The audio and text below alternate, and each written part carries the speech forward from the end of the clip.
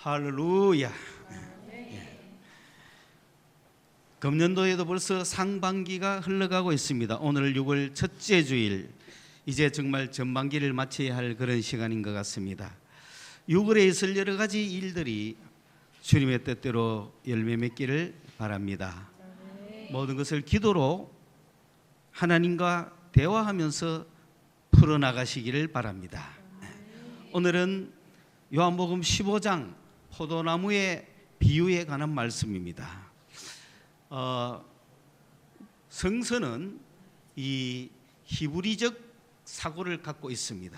그러므로 성서의 표현은 그리스 헬라의 수사학과 다릅니다. 이 히브리적 수사학은 그 중간에 중심 메시지가 위치되어 있습니다. 그래서 연역적이나 귀납적인 방법에 익숙한 그 우리의 학문 방식으로는 성경을 잘 이해하지 못하는 수가 있습니다.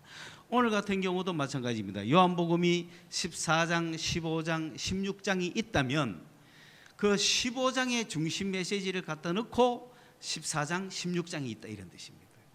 그런데 우리는 자칫하면은 그것을 연역적이나 귀납적으로 읽다가 보면은 그냥 앞에서부터 쭉 읽어 나가다가 보면 잘 이해하지 못하는 수가 있는 거예요. 그런데 히브리어 성서, 구약 성서나 신약 성서나 다 히브리적 수사법을 갖고 있다는 거죠. 그래서 이 헬라의 수사학과 어떤 면에서 다르냐 하면 아주 시각적이죠. 그 연역적인 거나 기납적인 것은 어떤 전제를 듣고 그것에 대한 설명을 머리로 이해하려고 막 하는데, 히브리적 수사학은 아주 눈에 보듯이 시각적으로 비디오를 보여주듯이 보여준다. 그런 역할을 많이 했는 것이 구약 성서요, 신약 성서입니다. 그 신약 성서가 비록 헬라어로 쓰여져 있지만 그러나 이것은 히브리적 사고를 쓴 거예요. 그렇기 때문에 히브리적 사고로 신약 성서도 표현되어 있습니다. 추워요? 추우면 끄셔야 돼요, 여러분. 추운데도 들들 떨면서 설교 들으면 안 되겠죠. 그래서 이 헬라 수사학, 히브리 수사학, 이것을 우리가 잘 비교하면서 이 오늘날 요한복음 15장이 위치하고 있는 이것이 무슨 말씀을 하고 싶어 하는 것인가, 그거를 14장과 16장을 연계해서 딱 보면은 보여진다, 이런 뜻입니다. 그러면 이제 이 14장, 15장, 16장에 있는 말씀을 잠깐 살펴봄으로써 오늘 주님께서 우리에게 주시고자 하는 말씀이 무엇인지를 한번 살펴보겠습니다. 우선 14장에 보면은 이 14장 1절은 어떻게 시작하느냐 하면, 예수님께서 이제 마지막 유월절 최후의 만찬을 이제 가졌습니다. 그리고 오늘 이 밤이 지나면 주님은 잡히실 것이요, 그리고 유월절의 어린 양처럼 그 유월절 날 시작되는 그 밤에 잡혀서 이렇게 양처럼 죽을 겁니다. 그런 이제 마지막 유월절을 지내고 제자들과 함께 마지막 유월절 음식을 먹으면서 주님께서 여러 가지 의미심장한 말씀을 계속하는데, 제자들은 아직 그 말씀이 무슨 뜻인지 말로는 듣지만 그 내용이 와닿지 않습니다. 이해를 할 수가 없습니다. 다만 자기들은 이제 예루살렘에 올라오신 예수님이 언제 이제 저 왕궁에 가서 왕이 되시는가, 그것만을 바라보고 있는데, 그날 밤에 이제 유월절 이 잔치를 마치면 이제 왕이 등극을 하실까, 뭐 그런 생각을 하고 있는데, 그 유월절 잔치가 왕위에 올라가시는 그런 행사가 될 것이라고 기대하고 있는데, 그들에게 주님은 이상한 말씀을 하시는 거죠. 우선은 13장에서 여러분이 보시는 대로 이제 그 유월절이 아주 이제 정권을 잡을 왕위에 올라가실 예수님으로서의 모습을 보이는 것이 아니라 뭔가 자꾸 교훈을 하시고 계시는 거예요. 가르치시고 계시는 거야. 왜냐하면은 허리를 수건에 둘러시고 대야를 떠다가지고 제자들의 발을 씻기는 거야. 원래 유월절에서 발은 종들이 씻기거든요. 그래 이상하다. 그것도 이해가 안 됐습니다. 그래 베드로하고 이제 충돌이 일어납니다. 왜 이러십니까? 나하고는 안 맞는데요. 그러면서 주님은 다 그래도 다 제자들을 다 씻기고 나서 그렇게 이야기합니다. 내가 너희 이렇게 한 것처럼 너희도 앞으로 서로 그래 해라. 여러분이 그래 하셔야 돼요. 지금 이 사람들이 다른 사람이 아니에요. 교회된 여러분 보고 하는 얘기예요. 지금 주님은 교회의 머리세요. 교회된 여러분에게 주님은 그렇게 말씀하시는 거예요. 지금 그럴 준비가 되어 있습니까? 첫째는 아이고 내 발 씻지 마세요. 그러면 나는 네하고 상관없다는 거예요. 주님과 상관없는 사람이 되지 마십시오. 주님과 엎어지든 자빠지든 주님과 상관하십시오. 자기 혼자 거룩하고 의로운 척 지 힘으로 할 수 있다고 생각하지 마세요. 우리는 더럽고 때 묻은 사람들이에요. 누구한테 신세를 져야 돼요? 주님한테 신세 져야 돼요. 주님을 놓치면 안 돼요. 이분은 그냥 갈람 가고 올라면 오시오 이런 분이 아니에요. 그냥 내가 부여잡아야 될 분이에요. 아멘. 유일한 분이에요. 유일한 분. 아멘. 그분 외에는 없어요. 아멘. 오늘 그런 주님과 제자들과의 관계가 돼야 되는데 그것은 오늘날 교회와 성도들이 예수님과 맺는 관계예요. 아멘. 오늘 이 자리에 와 있는 여러분과 주님과의 관계다 이 말입니다. 그러니까 주님이 발을 씻겼듯이 너희도 서로 발을 씻으라. 섬기라 이 말입니다. 여러분 섬김을 받으려고 하지 말고 섬기십시오. 그것이 분명한 주님이 모이고 있는 교회의 정체입니다. 그리고는 주님이 이제 떡을 나눠주면서 이야기를 하죠. 사실 나는 죽어야 된다. 나는 유월절에 어린 양처럼 잡혀서 죽어야 된다. 내가 잡혀 죽는 것은 힘이 없거나 능력이 없거나 뭔가 잘못되어서가 아니라 내가 피를 흘려야 그 피가 너희의 죄를 깨끗게 해줄 것이고 내가 살을 찢겨서 죽어야 너희가 새로운 새 생명의 몸을 얻을 것이다. 주님은 십자가의 죽음과 부활을 말씀하고 계시는 거야 지금 이 유월절이. 그러니 너희가 지금 먹는 이 떡은 내 몸이다. 너희가 마시는 이 피는 이 잔은 내 피다. 그런 말씀을 하면 그건 제자들이 어떻게 알겠어요? 이 의미가 뭔지. 그냥 유월절 행사로서 먹는 거지. 이 피가 나의 죄를 깨끗게 하실 그 피인지 어떻게 믿겠어요? 그리고 그 떡이 생명의 몸인 줄 어떻게 알겠어요?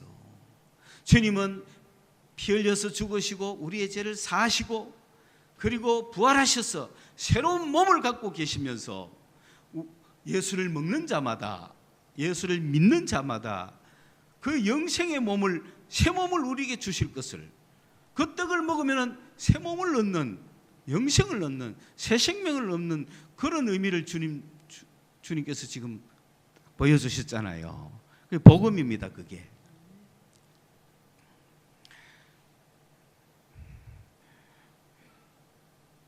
그래서 다른 이야기는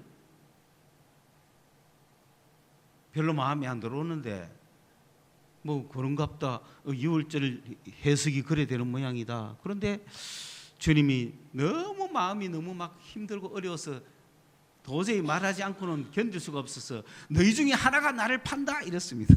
오늘 밤에. 그러니까 갑자기 제자들이 동요하기 시작하면서 막 마음이 불안해지는 거예요. 그러니까 뭡니까? 주님이 죽으러 가는 거는 확실해지잖아요. 그러다가 더더구나 우리 중에 누가 예수를 판대요. 오늘 밤에. 그러니 걱정, 근심, 불안하고 있는 게 13장. 그 걱정, 근심, 불안하고 있는 그들에게 주님이 14장 1절에서 뭐라고 이야기하느냐? 근심하지 말라. 근심하지 말라. 내가 잡혀 죽고 누가 나를 배반해가 팔고 막 이런 온갖 세상에 엄청난 일들이 막 벌어져도 걱정하지 마라. 그리스도인들은, 주님의 제자들은 Don't worry. 걱정하지 마라. 마음에 트러블을 일으키지 마라. 평안을 가져라. 주님이 이렇게 말씀하십니다. 여러분, 내가 내 생애를 올인해서 내 인생 전체를 바쳐서 따라갔던 그 주님이 지금 죽으신다는데 그보다 더 큰 불안이 어디 있겠습니까? 그러나 불안해하지 마라. 여러분, 예수를 따르는 여러분, 이 세상이 망해도 불안해하지 마세요. 세상이 어떤 경우가 있어도 불안해하지 마세요. 전 세계가 어떻게 흔들려도 불안하지 마세요. 우리나라가 어떻게 흔들려도 불안하지 마세요. 여러분의 가정이 어떻게 흔들려도 불안하지 마세요. 주님이 주시는 평안이 있습니다. 그 평안을 소유하시기 바랍니다. 주님은 그 평안을 소유하라고 말합니다.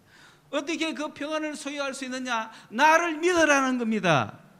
우리는 주님을 믿습니다. 믿습니까? 그러면 뭘 얻는다? 평안을 얻는 거예요. 여러분, 믿으면 평안이 오잖아요. 못 믿기 때문에 불안하잖아요. 하나님을 믿습니다. 그러니까 예수님의 제자들은 유대인으로서 그 천여년 기간 동안 누굴 믿어왔어요? 하나님을 믿어왔잖아요. 그들이 믿는 하나님에 대한 믿음은 대단합니다. 유대인들이 믿는 하나님에 대한 믿음은 대단합니다. 그래서 주님은 이야기합니다. 하나님을 너희들이 믿잖아. 그러면 나도 하나님처럼 믿어라. 나를 누구로 믿어라? 하나님으로 믿으라는 거예요. 그럴 수 있습니까? 제자들은 거기서 뒤바뀌기 시작하는 겁니다. 하나님만 믿어오다가 예수는 구세주요, 메시아요, 메시아를 통해서 우리가 구원받는다고 생각했는데 이 메시아로 오신 이분이 뭐라고 이야기하기 시작하느냐면 내가 하나님이다. 믿습니까? 예수는 하나님이십니다. 그걸 믿는 자에게 마음에 뭐가 밀려온다? 평안이 밀려오는 거예요. 그런데 믿기까지는 단계가 좀 필요하죠. 어떻게 금방 믿어지겠어요? 왜? 하나님은 내가 믿지만 예수를 어떻게 하나님처럼 믿어요? 예수를 어떻게 하나님으로 믿어요? 예수님은 거기서 그 믿음을 요구하신 거예요. 거기서 삼위일체가 서서히 나오기 시작하는 거예요. 하나님만 믿고 왔던 유대인들에게 예수님이 나타나서 하나님을 너희 믿지 내가 하나님이다 이 말이에요. 하나님을 믿듯이 나를 믿으라. 나를 하나님으로 믿으라. 믿겠습니까 여러분? 예수를. 그분은 분명히 인간인데 하나님으로 믿으라는 거예요. 그러니까 더 멍멍하 있는 가운데 주님이 말합니다. 나 지금 아버지께 간다. 아버지께 간대요. 그러니까 제자들은 이제 더 멘붕이 온 겁니다. 함께 같이 있지도 않고. 야, 이제 제자들은 막 헷갈리기 시작합니다. 내가 아버지께로 가는 이유는 너희들을 버려두고 내 혼자 가는 게 아니고 내 아버지 집에는 룸이 많다. 내 아버지는 맨션이 엄청나. 그러므로 너희들 우리 아버지 집에 얼마든지 와서 귀가할 수 있어. 이거는 뭐냐면은 원래 그 부잣집 아이들이 타지에 나가서 친구들을 막 사귀었잖아요. 그리고 이제 떠나갑니다. 떠나가면서 내가 우리 집으로 초청할게 그러잖아요. 그런데 지금 이 친구들은 이분을 뭐로 알고 있냐면은 저 사우디아라비아의 왕자로 알고 있는 거야. 사우디아라비아의 왕이래. 그 미국 가면 그런 사람 많아요. 미국 가면 왕자들 많아요. 그 아이비리그 그 동네 뭐 차 한잔 잘 하다 보면 왕자야 왕자 걔들. 그러니까 여러분 뭐 사람 뭐 잡으려면 그거 가라고. 이 동네 있지 말고. 그래 갖고 차 한 잔 같은 스타벅스에서도 까짓 거 여기서 뭐 사람 잡아봤자 그 뭐 있노 그 사람. 그러나 그거 가고 뭐 이렇게 수염 이래 생긴 사람들 있잖아, 그죠? 뭐 가가 차 한 잔 딱 사줘봐. 그러면 뭐 야 놀러 가자 하는데 뭐. 그런데 요즘은 비행기가 있으니 진짜 막 데리고 갑니다. 그럼 왕궁에 가면 집이 얼마나 많아요. 근데 옛날에는 그럴 수 없으니까 예수님도 이 땅에 오셔갖고 12제자들 불렀어. 그러면 하는 말이 나 아버지한테 간다. 근데 우리 아버지 집에 있을 곳이 많아. 그러니 내가 가가 너희들 나 있는 곳이 오게 할게. 이랬던 겁니다. 여러분 믿습니까? 여러분 예수님이 여러분의 친구 맞습니까? 예수님께서 여러분을 기다리고 계십니다. 그 영원한 맨션에 영원한 천국에서 함께 누릴 날을 예수님은 기다리고 있어요. 그러면서 그분은 왕자님이시에요. 왕자님. 그러다 보니 막 집이 너무 갈 곳이 많다. 그러면서 그래도 불안해하니까 그러면 내가 먼저 가서 너희들 있을 곳을 내가 다 예배하고 나면은 내가 다시 올게. 다시 와가 너희들을 나 있는 곳으로 불러갈게. 이래도 마음에 안심이 안 됩니까? 안심이 좀 됩니까? 아까보다는 그냥 내 간대이 거기서 보제이 하는 거 하고 다시 와가지고 내가 너희들 데리고 갈게 라고까지 말해줬어요. 그래도 뒤에 말은 안 들리고 앞에 말밖에 안 들리니라. 나 먼저 간다. 내가 가서 너희들 내 있는 곳에 오게 할게. 이 말만 들리는 거야. 내가 가면 너희도 나 있는 곳에 찾아와. 이렇게 들린 거야. 그러니 도마가 물었죠. 우리가 뭐 길을 알아야 가죠. 당신이 있는 곳에 내가 뭐 길을 알아야 가죠. 도마가 이래 나온 거야. 그러니까 예수님이 내가 길이야. 그러니까 아버지 집에 가야 되는데 아버지 집에 오라 그러는데 도마가 가보면 아버지 집에 갈 방법이 없잖아요. 주소를 압니까? 뭘 압니까? 그래서 아버지 집에 어떻게 가는데요? 내가 길이다. 그러니까 누구만 쫓아오면 되는 거야. 예수만 쫓아오면 되는 거야. 그 주소는 알 필요가 없어. 예수만 쫓아오면 되는 거야. 예수만 쫓아오면 누구에게로 가? 아버지께로 가는 거야. 그러니까 빌립이 말합니다. 그런데 우리가 아버지를 한 번도 못 봤는데 아버지 집에 갈 수 있겠나? 그래서 뭐 했으면 좋겠나? 미리 아버지를 좀 보면 좋겠지? 그러니까 아버지를 보여달라 그랬어.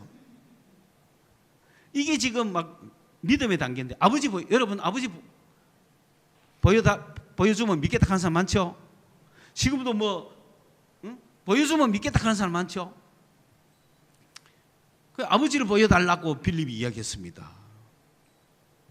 그러니까 그때서 주님이 이런 말씀하십니다. 빌립아, 네가 나하고 그렇게 오래 있었는데도 아직도 나를 모르느냐? 나를 본 자는 아버지를 보았거늘. 그 예수님이 누구라는 거예요? 하나님이라는 거예요. 나를 본 자는 아버지를 보았거늘 어찌하여 아버지를 보아달라 하느냐? 이렇게 말하면서 여기서 삼위일체를 가르치고 있는 거예요. 주님은 분명히 말씀하셨습니다. 지금 제자들 눈앞에는 누구만 보입니까? 예수만 보입니다. 제자들 눈앞에는 예수만 보이는데 예수님이 말씀하시기를 나를 본 자는 아버지를 봤다라고 말합니다. 왜 그렇게 말씀하느냐 하면은 예수님 안에 누가 있다는 거예요? 아버지가 있다는 거예요. 그리고 예수님도 아버지 안에 있다는 거예요. 관계가. 그러니까 아버지가 내 안에, 내가 예수 안에 있기 때문에 나를 본 자는 내 안에 계시는 아버지를 봤다는 거죠. 그걸 못 믿겠거든. 내가 하는 일을 보고 믿으라 그랬어요. 그것도 못 믿겠거든. 왜? 내가 하는 일은 내가 한 것이 아니요 내 안에 계신 아버지가 한 거다. 할렐루야.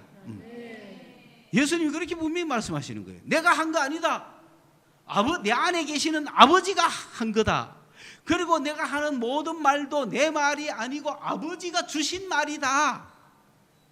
그러므로 아버지 말이다. 그렇게 이야기합니다.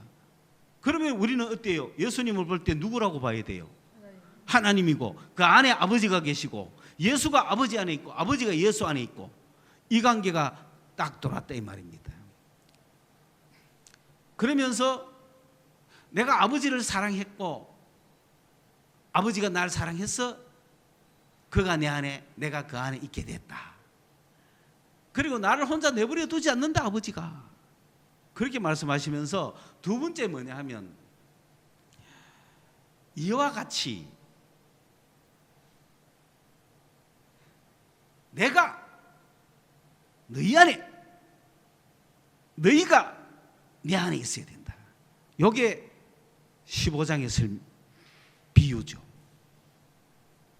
가능합니까? 그걸 어떻게 비유했나? 여러분 예수님이 아마 요즘 계셨으면 포도나무 비유 이런 거 안 했을 거예요. 전기 비유 했을 거예요. 코드를 꼽지 아니하면 전기가 돌아갈 수 없나니 코드가 꼽히지 않으면 아무것도 할 수 없느니라. 그렇잖아요. 포도나무가 있는데 가지가 나무에 붙어 있지 아니하면 열매를 맺을 수가 없고 붙어 있어야 가지가 열매 맺나요? 포도나무가 열매 맺게 해주나요? 여기에서 진액이 올라가 그런데 가지가 뚝 떨어졌어. 떨어진 가지는 열매를 맺을 수 있나요? 없어요. 이 비유인 거야. 그러면 뭡니까? 내가 그 안에 그가 내 안에 있으면 절로 열매를 맺는 거야. 오케이? 그러니까 아버지가 내 안에 내가 아버지 안에 이 비유를 설명하시고 그 다음에 너희가 내 안에 내가 너희 안에 있으면 너희는 절로 열매를 맺을 거야. 놀라운 인생이 펼쳐질 거야. 그 얘기를 하는 거야. 그러면 우리는 할 일이 뭐예요? 예수 안에 있기만 하면 되는 거야. 또 누가? 예수가 내 안에 있으면 내가 예수 안에 있고 예수가 내 안에 있으면 우리는 저절로 열매를 맺는 거야. 그러니까 무슨 말이냐면은 예수가 내 안에 있고 내가 예수 안에 있다. 그러면은 예수가 내 안에 있어서 일을 하시는 거예요. 그게 내가 하는 겁니까? 예수가 하는 겁니까? 예수가 하는 거예요. 내가 열매를 맺는 게 아니에요. 내 안에 계시는 예수님께서 일하시는 거예요. 믿습니까? 그 원리를 가지셔야 돼요. 우리 성도들은 누가 일하게 하셔야 된다? 예수가 일하게 하셔야 돼요. 내 안에 계시는 예수가 일하게 하셔야 돼요. 그러므로 내가 예수 안에 있으면 예수가 내 안에 있고 그러면 예수님이 나를 통해 일을 하시는 거예요. 내가 하는 게 아니라 예수가 일을 하시는 거예요. 그래서 많은 열매를 맺게 하신다는 거예요. 이 원리를 설명을 해줍니다. 자, 그래서 이 아버지와 아들과 우리의 관계를 쭉 말씀하시면서 그러면 어떻게 해서 이것이 가능하냐? 너희들 지금 봐. 아버지가 내 안에 있어. 내가 아버지 안에 있어. 그래서 내 안에서 내가 했는 모든 일은 아버지가 하신 거야. 그런데 나는 이제 아버지께로 가야 돼. 그러면 우리는 혼자 남잖아요. 그런데 주님이 말씀하세요. 나는 너희를 고아와 같이 내버려 두지 않겠다. 내가 너희들에게 또 다른 보혜사를 보내겠다. 할렐루야. 그분이 성령이세요. 너희들을 혼자 내버려 두지 않겠다. 그러니까 하나님도 지금 하나님도 예수 안에 계시고 예수도 하나님 안에 계시는데 예수가 하늘나라 가버리면 이 땅에 하나님이 없습니다. 그죠? 그러니까 우리는 완전 하나님 믿는 우리는 그냥 우리만 남아 있어야 되는데 주님께서 또 다른 하나님을 보내시겠다는 거죠. 그분이 성령이십니다. 그러므로 성령이 오시면 너희 안에 거처를 옮겨서 산다. 그러니까 지금 우리 안에 누가 살고 계세요? 성령이 살고 계세요. 그건 더 놀라운 사실은 성령만 사는 것이 아니고 내가 아버지의 계명을 지키고 아버지를 사랑하고 예수를 사랑하고 예수의 계명을 지킬 때 그 아버지와 아들도 우리에게 오셔서 산다 그랬어요. 그 우리 안에 누가 삽니까? 삼위일체가 사시는. 우리 안에 성령 계시죠? 아버지 계시죠? 아들 있죠. 우리 안에 성부사성이 다 와 계십니다. 놀랍지 않습니까?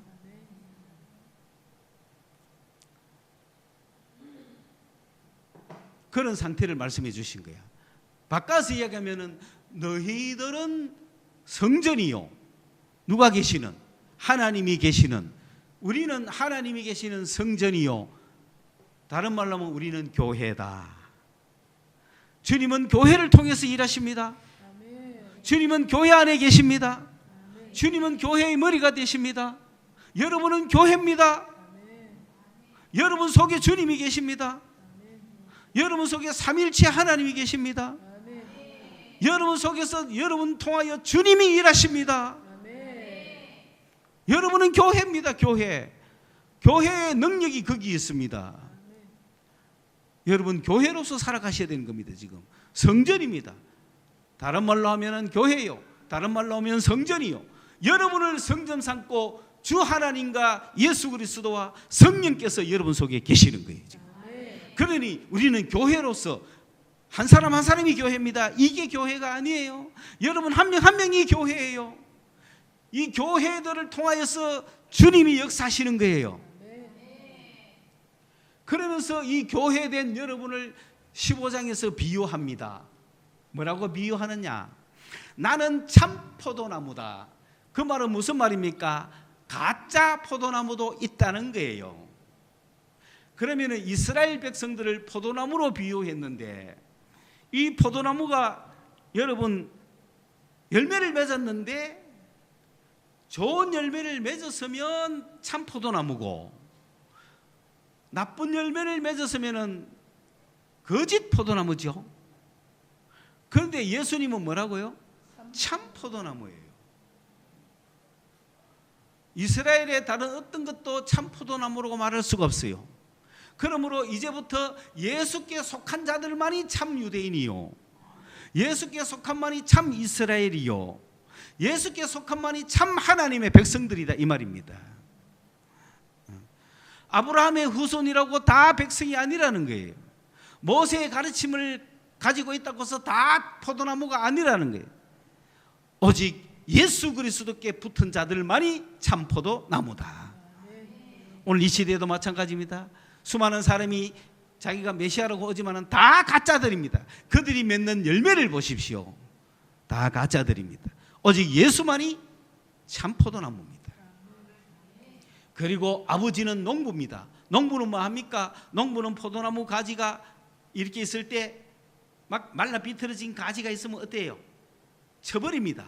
그리고 잎만 무성하이 열매도 맺지 않는 가지가 다른 열매 맺는 가지를 방해하면 어떻게 해요? 쳐버립니다.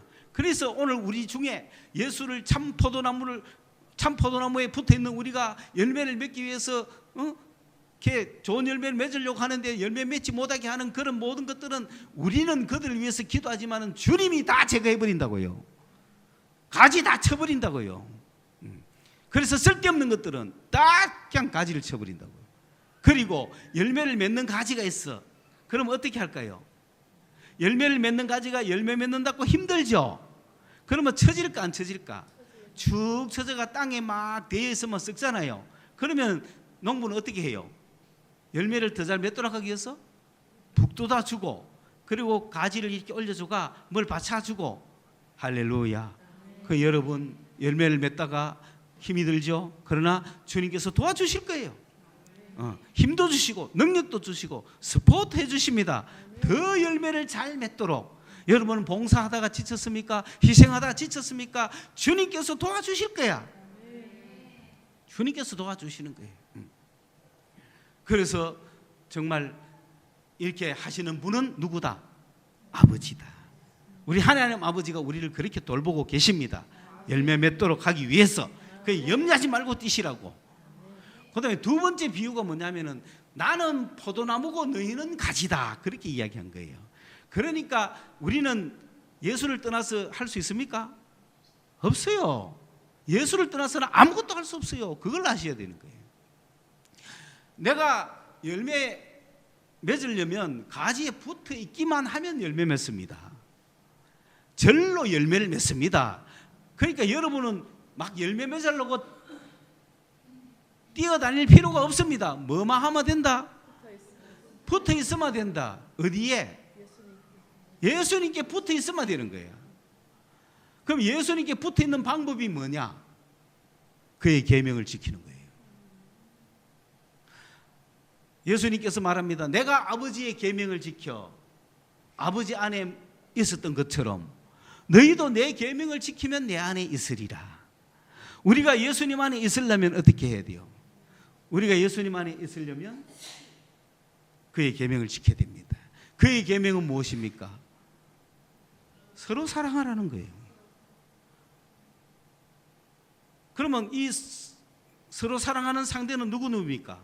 교회입니다. 교회는 뭐 해야 된다? 사랑. 교회 아닌 거하고는 사랑 안 해도 돼요. 교회하고 사랑하라 이 말이에요. 왜냐하면 박해하는 자를 위해서는 기도하라 그랬잖아요. 그런데 너희는 서로 사랑하라 그랬잖아요. 그 뭐하고 뭐끼리? 교회하고 교회끼리는 사랑해야지. 왜?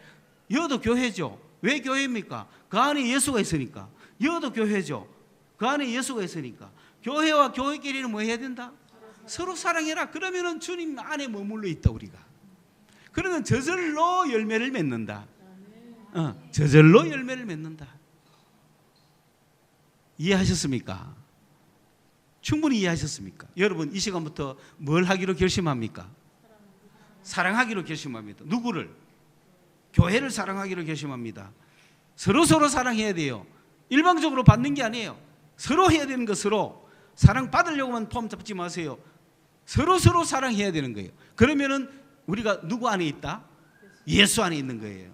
예수 안에 있으면 많은 열매를 맺을 거예요. 그걸 두고 보시자고요. 내가 예수 안에 있기만 하면은 많은 열매를 맺나 그걸 두고 보시라고요. 그러면 우리는 뭐 하면 돼? 교회끼리 서로 사랑하면 되는 거예요. 여러분은 교회가 되어 있는 거예요. 교회와 교회가 모여서 이렇게 오늘 예배하는 거예요. 그러면 모여서 교회를 서로 사랑할 수 있잖아요. 여기에 주님은 너무 기뻐하고 계시는 거야. 교회와 교회가 모여가지고 사랑하기 때문에 주님은 그곳에서 너무 기뻐하고 주님께서 열매를 막 맺게 하기 시작하는 거예요. 그래서 온갖 열매를 다 맺게 해주실 거예요. 그리고 구하는 것을 다 주시는 거야. 내 이름으로 구하라 그랬죠.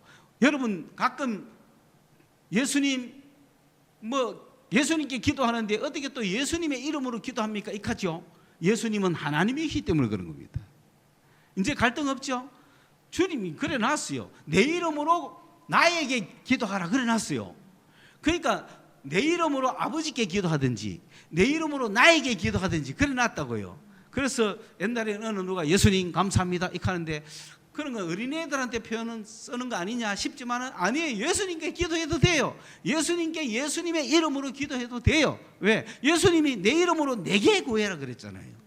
예수님이 하나님이시기 때문에. 그러므로 여러분 요약해 볼까요? 우리는 뭐다? 교회다. 왜? 내 안에 예수님이 계시고 성령님이 계시고 하나님이 계시니까 나는 교회예요. 이 교회에는 능력이 있어요. 이 교회는 단지 뭐 하면 돼요? 예수님을 사랑하고 교회를 사랑하면 돼. 그 사랑만 하고 있으면 예수님이 일을 하신다 그랬습니다. 그 일하는 모습 한번 보셔야 되는 거예요. 많은 일을 하실 거예요. 그래서 오늘 우리가 이 교회된 걸 아시고 교회끼리 모이면 얼마나 신납니까? 그렇죠? 그런데 그 안에 예수가 없는 사람은 교회가 아니죠. 그 예수가 있는 사람은 다 교회예요. 그러면 교회가 뭐예요? 여러분 저는 우리 20세기 교회는 잘못된 생각을 가지고 있을지 몰라요. 지금 21세기는요 내 한 명 한 명이 교회라는 걸 아셔야 돼요. 여러분 교회가 부흥하시기 바랍니다. 마음속에 교회가 부흥하시기 바랍니다. 그리고 많은 일을 하시기 바랍니다. 여러분 교회가 부흥한다는 것은 교회 안에 성령이 충만하다는 거잖아요. 내 속에 성령이 충만하면 기쁨이 충만하고 만사가 형통하고 능력이 있습니다. 그러면 여러분 가서 무슨 일을 하든지 빛이 난다고요. 그게 교회 부흥이라. 그 부흥의 경험을 가지고 또 교회끼리 모여서 교회들이 모였죠. 교회들이 모여서 또 서로 사랑할 때 하나님의 놀라운 능력의 역사는 그 교회들을 통하여 또 역사하는 거예요. 20세기는 교회당을 만들어서 그 안에 사람들을 불러 넣어 가지고 이 교회당 전체가 뭔가를 막 봉사하고 역사하고 하는데 그 능력에 한계가 있잖아요. 그러나 21세기는 여러분 한 명이 교회라. 한 명이 교회에 돼 가지고 세상 나가서 교회의 역할을 막 하시는 거야. 교회는 생명을 살리는 것이요, 교회는 죽은 자를 살리는 것이요, 교회는 죄인에게 용서를 배포하는 것이요, 평안을 주는 것이요, 교회는 기쁨을 주는 것이요, 교회는 그를 위해서 기도하는 것이에요. 여러분은 그런 교회가 되셔야 됩니다.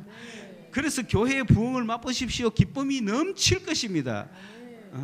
우리 교회가 작습니까? 큽니까? 지금 교회가 몇 명이에요? 교회가 몇 개예요? 세리지도 못하겠네. 교회가 부흥하시기 바랍니다. 여러분은 교회입니다. 성경을 읽을 때 교회 이야기가 나오면 여러분 이야기인지를 아셔야 됩니다. 이 교회가 얼마나 큰 능력을 갖고 있는지를 아셔야 됩니다. 그래서 어머니들의 기도는 교회입니다. 그게 그 자체가 교회이기 때문에 교회는 예수가 하는 거예요. 그 안에 예수님, 아버지 하나님, 성령께서 계셔서 하는 기도이기 때문에 내 기도가 아니라 주님의 기도예요. 그걸 누가 가장 잘해요? 어머니들이 가장 잘한다는 거지. 왜? 교회는 어머니 같은 곳이니까. 청년들은 어떤 교회가 되어야 되겠습니까?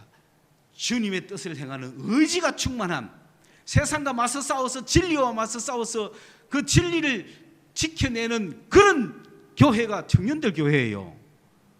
그저 내가 진리를 지켰다가 한순간에 넘어가고 그게 아니라 청년의 힘으로. 그러니까 자녀들의 교회는 어떻습니까? 비전을 꿈꾸는 교회라. 자녀들은 비전을 꿈꿔야 돼. 나 앞으로 뭐 해야 될지 막 희망찬란하다 그래야 돼요. 왜? 결정 단계 없잖아요. 나 앞으로 내 인생 뭐 하면 좋을까? 막 교회가 돼가 막 그런 자녀들은 비전이 충만한 교회. 청년들은, 장년들은 어른들이죠. 어른들은 직장인들 이상을 이야기합니다. 그들은 사회에서 빛과 소금이 되어야 되잖아요. 진리의 교회가 딱 서가 있어야 되지. 거짓을 보면 어헉하고 누가 나쁜 짓 하다가 아이고 김 선생 때문에 뭐 한다 이래 돼야 되지. 그렇잖아요, 그죠? 같이 돌아가 뭐 죄 짓자 안 돼. 왜? 교회가 진리 하나님이 지금 나와 함께 계시는데 딱 주님께서 나에게 복 주실 것이고 상 주실 것이다. 그런 청년의 교회. 아비들아, 청년들아, 자녀들아 그러잖아요. 여러분이 다 개개인이 교회이기 때문에 그런 말씀을 하시는 겁니다. 오늘 여러분이 교회가 되어서 정말 성령이 충만함으로 세상을 한번 향해 나가 봅시다. 예. 그래 참 우리가 여러분이 그렇게 하자면은 우리가 딱 해야 하는 것은 서로 사랑하는 거예요. 서로 사랑한다는 것은 교회를 사랑한다는 거잖아요. 그래서 그 예를 하나 지금 잠깐 들고 마치면은 여러분 짜장면 집사라고 아시는지 모르겠어요. 짬뽕 집사, 짜장면 집사. 박 집사님이라고 했어요. 저희는 뭐 30년 전부터 보고 있던 그런 집사님. 이 집사님은 이제 간단하게 이야기하면 짜장면으로 봉사를 하신 분이야. 어디든지 가서 짜장면을 끓여주고 그걸로 그러니까 교회된 사람들에게 가서 자기가 가지고 있는 걸로 짜장면을 이렇게 끓여주는 출장 짜장면을 봉사해주고 가지고 대통령들도 불러서 칭찬해주고 뭐 상 주고 했던 분이십니다. 대구에 남구에 동해반점이라고 있어요. 그런 간증도 많이 하시고 그 간단하게 말씀드리면 이분은 초등학교 3학년밖에 안 나왔습니다. 어머니가 3살 때 돌아가시고 아버지가 6살 때 집 나가 없었으니까. 그런데 그 짜장면 집에 가가지고 봉사하면서 살다가 방위 근무를 했고 방위 제대증을 받으러 가는 그 버스 안에서 옆에 웬 아가씨가 앉았는데 자꾸 지를 쳐다보길로 왜 쳐다보십니까? 하니까 아이고 피부가 너무 고우시네. 그래가지고 대화가 돼가지고 서로 만났는데 보니 그거는 또 국민학교 6학년 중퇴야. 자기는 3학년 중퇴고. 그 좀 비슷하게 맞잖아요. 그러니까 결혼을 이제 마음을 먹고 자꾸 만나는데 만나가 밥 먹을 때마다 뭐 중얼중얼하고 뭐 밥 먹을 때마다 중얼중얼해서 그 뭐 합니까? 기도합니다. 기도를 누구한테 하는데 예수님한테 하는 게 예수가 누군데요? 외국인인데요. 외국에 아는 사람이 있어요. 그래서 대단하네요. 걔가. 그래가 예수 믿게 된 거야. 그래가 교회를 그냥 따라 나간 거야. 그 자기는 교회 그것 때문에 가가 끌리갖고 댕기긴 하지만 순종했단 말입니다. 말씀에 순종한 거야. 이 말씀이 꽂힌 거야, 자기한테는. 그한다고 뭐 신앙이 좋은 건 아닙니다. 그냥 말씀이 하나 꽂히니까 그냥 하는 거예요. 그래서 짜장면 봉사를 한 거죠. 지금까지 짜장면 봉사를 한 거죠. 그러면서 이제 뭐 이분이 했던 기도는 보니까 하나님 내 뭐 이렇게 했는데도 그러니까 막 뭐 이런 거죠. 막 욕도 잘해요. 막 그냥 그리고 굉장히 인격적인 주님은 이런 주님이라. 짜장면 막 250개 막 말다가 막 팔이 너무 아파서 저거 팔도 움직이지도 않는데 그래갖고 아이고 예수님 뒤에서 또 뭐 하겠습니까? 팔이 안 움직입니다. 예수님이 나는 너를 위하여 십자가에 팔 들고 못 박혔다. 그렇구나. 이런 주님을 늘 만나는 거예요. 여러분이 막 주님을 원망하는 것에 대해서 너무 그렇게 이렇게 미안해하지 마세요. 인간이기 때문에 안다고요. 그러면서 막 그렇게 말할 때 인간적이신 주님이 말씀해 주실지 몰라. 그때 얼마나 주님이 인격적으로 다가오는지 모른다니까. 저 나하고 상관없는 분이 아니고 정말로 가까운 친구라. 그분이 평생 희생하고 봉사했다. 그런데 막 대통령도 만나고, 어느 대통령 만나가지고 대통령이 되기 전에 만나가지고 봉사를 그래 많이 하신다면서요. 우리가 정권을 맡게 되면은 뭐 좋은 데서 일하도록 해드릴게요 했는데 뭐 정권 맡고 나서도 연락도 없더라 그래요. 그래요. 나중에 뭐 연락도 없노 하니까 아이고 아무리 뭘 하나 줄라고 찾아봐도 최종 학력이 국민학교 3학년이라서 어쩔 수가 없습니다. 그래 좋다. 너가 상 안 주마. 주님이 상 주시겠지. 그래서 자기 두 자녀는 목회자가 되고 잘 돼 있습니다. 제가 이 이야기를 왜 드리냐면은 사실 그렇게 신앙이 깊거나 뭐 그런 인품이 높거나 그렇지 않더라도 사랑을 실천하면 된다. 존경받습니다. 사랑을 실천하면 동경받습니다. 그 사랑 실천을 내가 교회로서 또 다른 교회를 서로 사랑하자.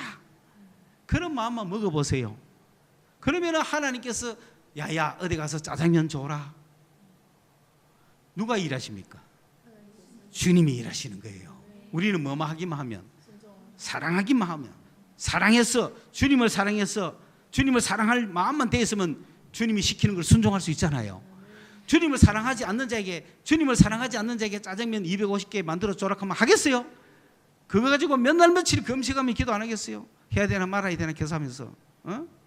그러나 주님을 사랑한다면 바로 순종하잖아요. 그러니까 주님은 누구를 통해서 일하신다? 순종하는 자를 통해서 일하시는데 누가 순종할 수 있다? 사랑하는 자가 순종할 수 있는 거야. 내가 주님을 사랑하기 때문에 주님이 내보고 전희경 선교회 그러면 40년 되돌아보지 않고 40년 하는 거죠. 그러니까 주님 남은 게 없습니다. 주님도 뭐 남은 게 뭐 있습니까? 이 땅에 뭐 남은 게 있어요? 제자들밖에 없어요. 바울이 평생 선교했지만 남은 게 있습니까? 마지막에 뭐라 합니까? 누가만 나와 함께 있느니라. 누구는 세상을 사랑하여 어디로 갔고 누구는 어디로 갔고 누구는 어디로 갔고 그게 인생입니다. 이 집사님이 댓글을 보니 세상 떠난 걸로 돼 있는데 뭘 남기고 갔습니까? 사랑 남기고 간 거예요. 그 말 한마디 했지. 여러분은 뭘 남기고 싶어요? 김영석 교수님은 105살인데 뭐라 그러는지 압니까? 30살까지는 자기를 위해서 열심히 개발하자. 그리고 또 30살 정년 은퇴하기까지는 세상의 사회공동체에서 열심히 일하자. 그리고 정년 은퇴대가 70부터 죽을 때까지는 다른 사람을 위해서 살자. 그렇게 살아왔더니 지금 105살이 됐더라. 그렇게 말씀하십니다. 남는 거 없다는 거죠. 소유가 뭐가 있느냐? 소유가 중요하지 않다는 거예요. 내가 소유하려고 하지 말고 내가 어떤 존재냐에 관심을 가지고 그 일을 하라는 겁니다. 바울이 남은 거 없고 우리가 남은 거 없지만은 우리는 한 일이 남아 있는 거예요. 지나간 동안 뭐 했냐? 주님이 하신 일만 남아 있는 거죠. 그건 바로 사랑으로 한 일입니다. 여러분의 가족도 마찬가지입니다. 죽을 때 자녀들에게 유산을 많이 남겼어. 싸웁니다. 대통령이 유산 남기가 뭐 다른 유산 있나? 재벌한테 시집 보냈는데 뭐 이혼하에 뭐 몇 초가 뭐 그런 거 남기가 뭐 합니까? 유산 남기봤자 싸웁니다. 뭘 남기자? 사랑을 남기자. 기도하겠습니다. 고마우신 하나님, 오늘도 정신 바짝 차리게 하여 주시고 주님께서 이 땅에 남겨놓으신 제자들만 쳐다보게 하시고 그 교회만 쳐다보게 하시고 교회끼리 서로 사랑함으로 말미암아 우리 주님이 교회를 통해서 역사하시는 그 놀라운 것들을 보게 하여 주시옵소서. 예수님의 이름으로 기도드리옵나이다. 아멘.